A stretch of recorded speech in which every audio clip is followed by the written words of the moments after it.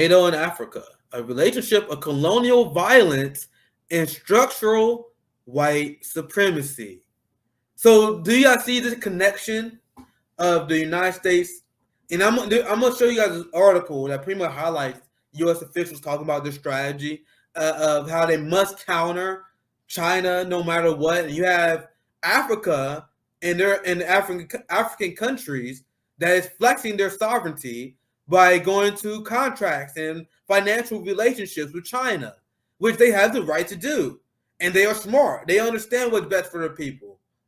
But white supremacy tells the United States that Africa is obviously because they see a lot of these black countries as being filled with dummies and inferior people. Especially, you guys know the Aryan line, right? The white supremacist line. They believe that Asian people, Chinese people, are smarter than black people. That's the old school Aryan philosophy.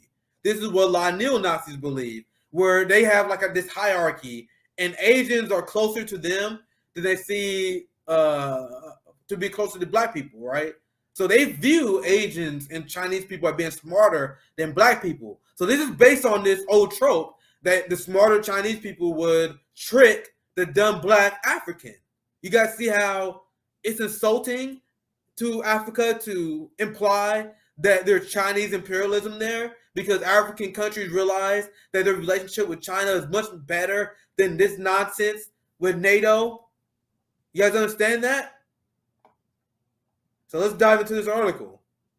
This is a map of French military bases in Africa. Once again, if you look at colonial Africa, you're not going to see one goddamn, you're not going to see no Russian flags there. At least not that I know of.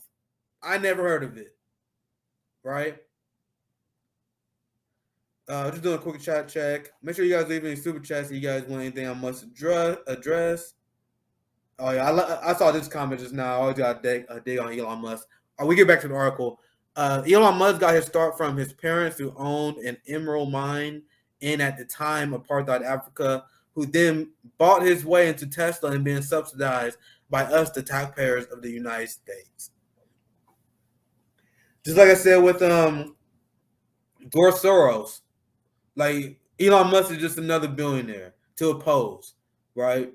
And that's why at RBN we wasn't having it when people were trying to have this whole, oh my God, Elon Musk buying Twitter, Elon Musk is going to fight against censorship, the establishment hate Elon Musk.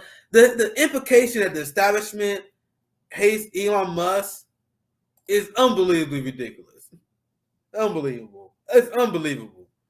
Russia has, I believe, 2 military bases. We have at least 800. I think China has 2, right? Someone fact check me on that. I think China only has 2.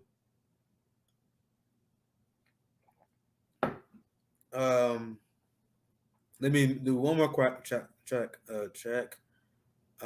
Nick, my apologies. The video show on full spectrum dominance and how all U.S. empire agenda is to maintain dominance over resources, Africa and the global South. Yeah, that's a theme we just cover all the time.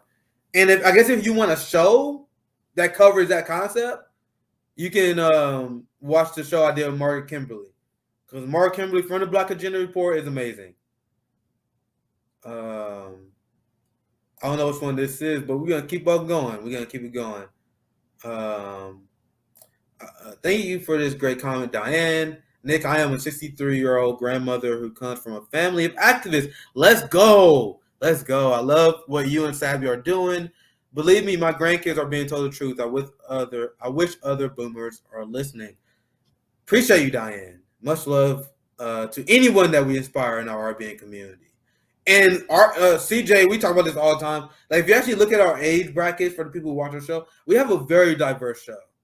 There are a lot of people who are carried, like the Twitch streamers, they're carried by the youth, the Gen Z people. If you look at our audience, it's literally spread out among Gen Z, millennials, boomers, Gen X. So yeah, we love our community. I love it here. So let's see any other ones. That's a great comment. Really get the blood going. Well, look at it like this. The USA is stealing the resources of other countries because Americans don't want to spend more than $20 on a toaster. I don't know. Maybe someone can debate me on this, but I honestly believe I think the United States working class would be better off without U.S. imperialism. I think U.S. imperialism is hurting the working class, especially with the military poisoning our community, the Nazis poisoning our community. That's just what I believe. So I'm not even one of the people that believe that we're making a sacrifice by fighting U.S. imperialism. I think by getting our resource management under control, seizing the means of production, and destroying the U.S. empire, we will actually be in a better position, not only as the global working class, but as an American working class as well. Um, yeah, the working class did not benefit from imperialism. Yep, it's only enriching their complex. The people who are willing to sell out their communities, the Lloyd Austins, for example, the Barack Obamas, the weapon defense contractors and their hawks. It helps them out, but I don't think it's helping us out. And I would love to hear the argument otherwise. At least not me. Like if it helps you, if it helps you out, that means you're part of the white bourgeoisie America that we opposing here, right? Anyway, let's get back to the article. I get back to some comments later. Always great reading comments from you guys, super chats or not. Let's go on to the article. NATO and Africa, relationship with colonial violence and structural white supremacy. Considering the public media attention and concern about the possible expansion of NATO, it is worth reminding people that NATO's bloody history in Africa. NATO was founded in 1949 after World War II at a time when African countries were still under the yoke of colonialism. In fact, most of the original founders of NATO have been Africa's principal colonizers, such as the UK, France, Portugal, Belgium, Italy, and the US, as lead NATO organizer and dormant partner. The Nazis never was defeated. That ideology was never defeated. NATO and the West pretty much took it over, right? And they were like, we're gonna oppose the imperialist dominance that the Nazis wanted. And white people are okay with it because it wasn't in their countries. They're loyal to their own.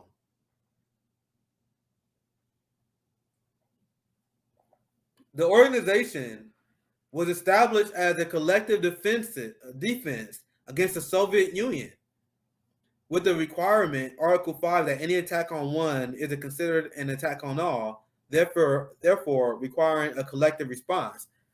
If anyone needed that protection, it was the global working class in light of this new U.S. hegemonic power that declared what they called a Cold War, which was really a global class war against the poor working class that was rebelling against the capitalist model where they control all the means of production and they had nonstop imperialist control. So let's continue with this article.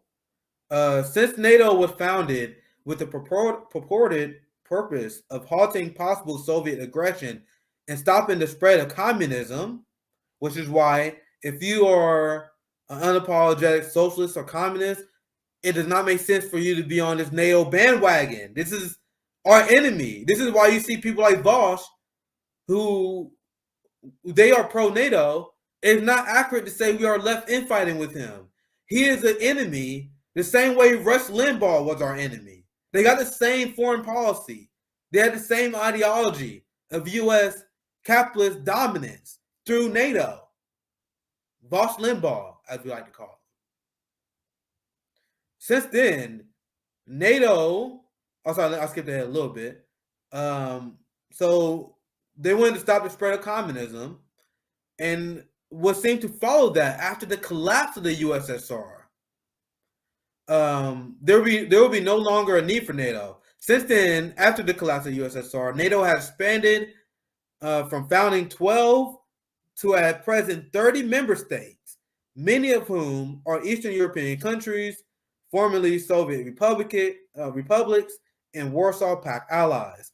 Today, NATO has become a huge axle in the will of the military-industrial complex controlled by U.S. empire for the purpose of full-spectrum dominance, as we mentioned earlier. So this is the full spectrum dominance coverage that you're looking for, right? Colonial bases. I think this is what we want to get into. Colonial Africa as NATO bases. Walter Rodney accurately describes the early foundation of colonial Africa's relationship with NATO, which continues today, as he described how Europe underdeveloped Africa. He went on to say, needless to say, in the 1950s, when most Africans were still colonial subjects, they had absolutely no control over the utilization of their soil for militaristic ends. Virtually the whole of North Africa was turned into a sphere of operations for NATO, with bases aimed at Soviet Union. There could have easily developed a nuclear war without African people having any knowledge of the matter. The colonial powers actually held military conferences in African cities like Dakar and Nairobi in the early 1950s, inviting the whites of South Africa, the apartheids, and Rhodesia and the government of the USA. Time and time again, the evidence points to the cynical use of Africa to buttress capitalism economically and militarily, and therefore, in effect, forcing Africa to contribute to its own exploitation. Now, Portugal is a great example of this as well, and they get into this as an example. You have Portugal, one of the original members of NATO. Portugal will never be able to launch. They go on to explain Portugal will never be able to launch 3 colonial wars in Africa without the help of NATO, the weapons of NATO, and planes of NATO, and the bombs, and it will be impossible for them. They went on to explain how Britain and Portugal and Spain teamed up and developed strategies to expand their neocolonialism in Africa. And you had AFRICOM, which the U.S. is still pushing now. You got African forces, so U.S. in Africa right now to push U.S. hegemon and to fight against Chinese influence, even to the point where you have African states, in the article I'm about to cover here soon, like, hey, the United States need to relax and allow us to make our own decisions. This article also going to what we already know, the U.S. and NATO role in the destruction of Libya in 2011. They say it was an important highlight because it offers some important lessons. First, U.S. imperialism and Western lackeys do not accept any country that decides to be an independent force outside of its sphere of influence. Meanwhile, the West wants us to focus and say Chinese imperialism is hurting Africa. But you see how China negotiates and builds while the West points the barrel of a gun at African countries and use the threat of destruction to get them to bow to Western hegemony. Secondly, it demonstrates how NATO can work hand in hand with other U.S. Western-dominated world structures like the UN. And that's the no-fly zone that they're going to continue. So, yeah, you guys see, I think that's this article is very extensive, going over NATO, AFRICOM, and their strategies, which still continues to this day with U.S. military forces in Africa. The United States get involved in Somalia. You guys remember this video? And we've played this before, but this is Ilhan Omar. This is Ilhan Omar being booed. Check this out.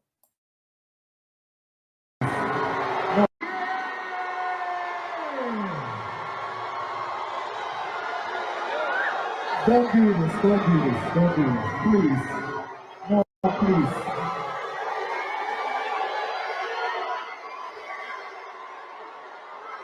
Okay.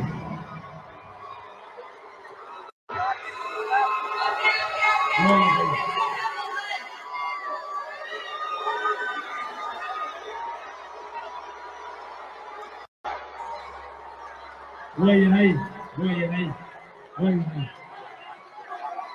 Wait.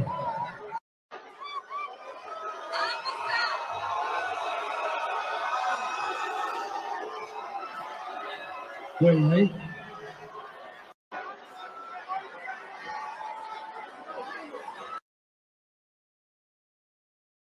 So you guys get the point. And I saw some liberals that was saying they were trying to smear those Somalians. Where I saw on Twitter where it was like, well, a reason why Ilhan lost support of some Somalian people in her community was because they don't like the fact that she support LGBTQ. And I was like, man, bro, she was openly supportive beforehand, and they supported her. The reason why they turned against Ilhan Omar is because Ilhan Omar supports U.S. intervention in Somalia and supports the U.S. Puppet leader in Somalia. She supported the ouster of the former Somalian president by U.S. imperialism. Just another example of how the progressives are imperialists. They're siding with the imperialist machine. That's why Ilhan Omar voted to expand NATO. She knows what she's doing. She's part of the black Negro imperialist class, as I explained. You guys see how they always join with the empire? Ilhan Omar joined with the empire, selling out her own community.